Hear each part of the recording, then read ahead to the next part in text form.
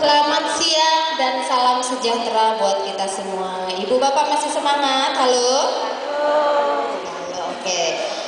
Alhamdulillah hari ini kita bisa bertemu di tempat ini. Selain untuk menjalin tali silaturahmi ibu bapak ya, juga kita mungkin akan sedikit berbagi tentang pola asuh anak dan remaja di dalam keluarga. Ya, mungkin pertanyaannya, kenapa sih harus pola asuh? Ya, bapak ibu, akhir-akhir ini kita dikejutkan oleh berita di media massa maupun elektronik, ya, kita sama-sama tercengang sebagai orang tua, kita miris sebagai orang tua. Ada anak yang tega memperkarakan orang tuanya, bahkan ada anak yang benar-benar tega membunuh orang tuanya. Apanya yang salah? Di mana salahnya? Gimana pola asuhnya? Ini menjadi tamparan buat kita sebagai orang tua, Bu. Dalam kesempatan ini mungkin ibu banyak sekali pengertian yang diberikan oleh para ahli, baik secara bahasa maupun secara istilah tentang pola asuh anak di dalam keluarga. Tapi mungkin saya nggak sebutkan semuanya, Bu. Ya, jadi mungkin ada sedikit pengertian bahwa pengertian pola asuh itu adalah tata sikap atau perilaku orang tua dalam merawat atau mengasuh anaknya. Jadi pokok pembahasannya adalah orang tua, justru orang tua bukan anaknya. Ya, oke. Karena kenapa? Ibu, kita ini adalah produk dari pola asuh orang tua kita dulu. Dan bagaimana anak-anak kita 10 tahun ke depan, 15 tahun ke depan, bahkan 12-20 tahun ke depan, itu adalah produk yang akan kita hasilkan hari ini. Artinya jangan main-main, Bu, ya, tentang pola asuh ini. Oke, Ibu, jadi sasarannya tujuannya juga sudah jelas. Sebagai orang tua itu harus mengetahui pola asuh itu pengetahuan sebagai pengetahuan, sedangkan bagi kita ya kader juga itu akan digunakan sebagai pedoman.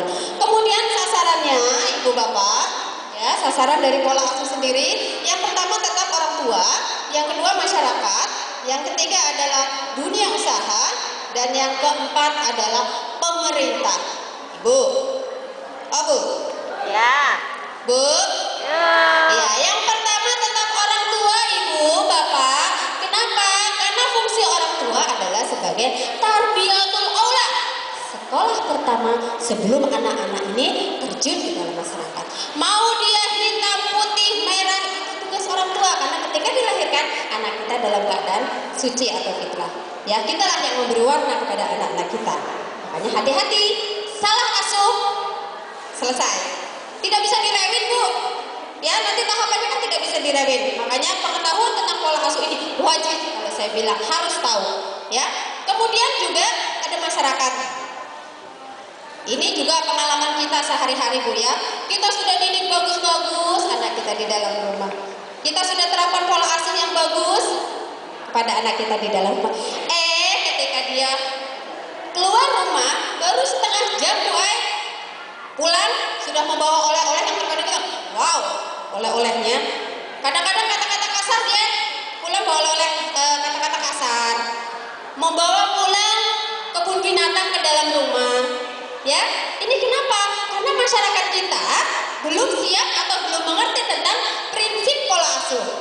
Ya, jadi diharapkan keempat elemen ini ya mengerti semuanya tentang pola asuh sehingga pola asuh ini akan berkesinambungan di rumah, di masyarakat, dunia usaha, dan pemerintah. Saya yakin kalau mereka mengerti akan prinsip apa sih?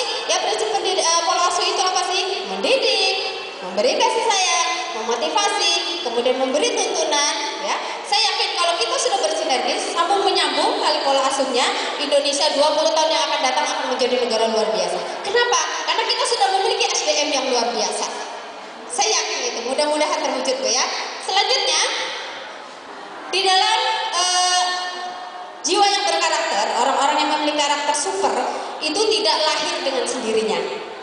Ya, tidak terlahir dengan sendirinya, harus dicetak, harus dibentuk oleh orang tua seperti yang saya sebutkan dari keempat elemen ini.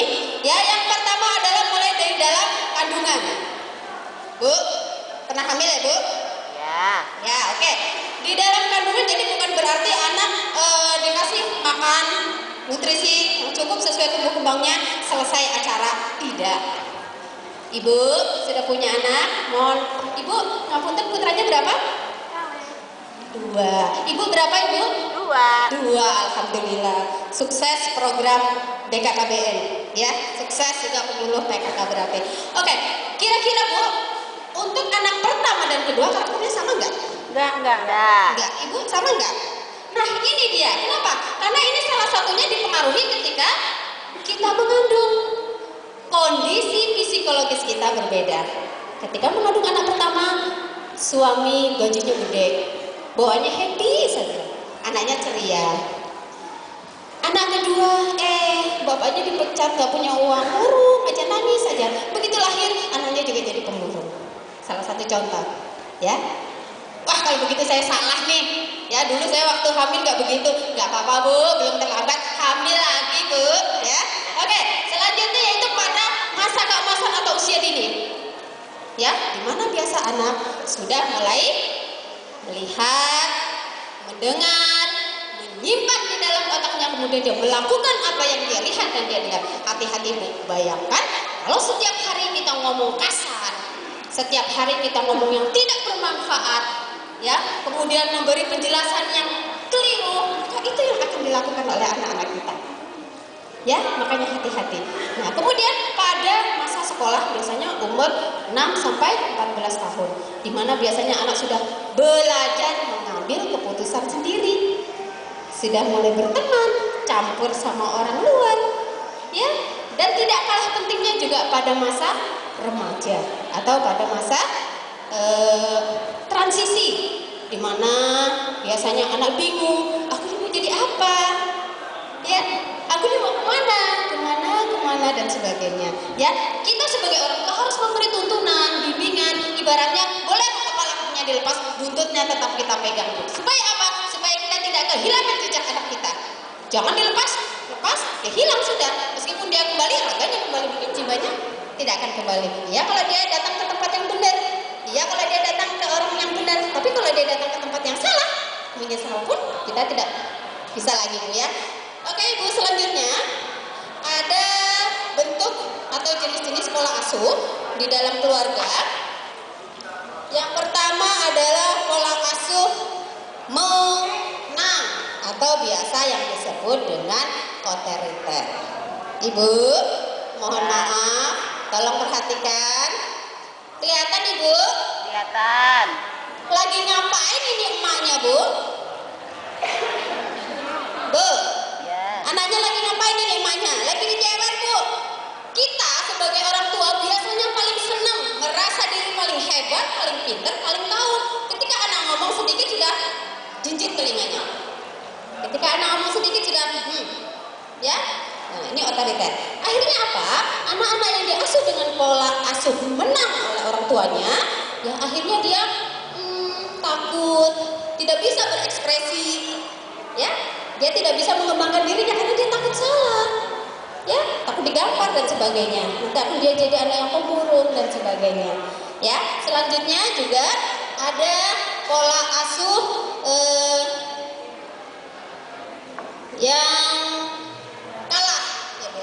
Ya, pola asuh kalah. Nah, misalnya orang tua teramat sangat sayang, mengatasnamakan kasih sayang yang luar biasa, membiarkan anaknya semaunya. Ya, kalau sama anak-anak mau main game seharian juga nggak apa-apa. Toh saya bekerja capek-capek juga buat anak mau main ya nggak apa-apa, yang penting anak senang. Akhirnya apa? Anak-anak yang diasuh dengan pola asuh seperti ini akan sedikit sekali memiliki rasa sensitivitas sosial. Dia merasa apa yang dilakukan itu selalu benar. Hati-hati kalau kita tidak menegur mereka, mereka akan menganggap bahwa kesalahan itu menjadi suatu pembenaran.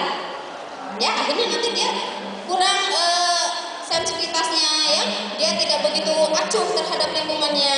Yang penting dia merasa paling benar. Selanjutnya yaitu pola asuh menang, pola asuh tidak menang dan tidak kalah maaf atau demokrasi.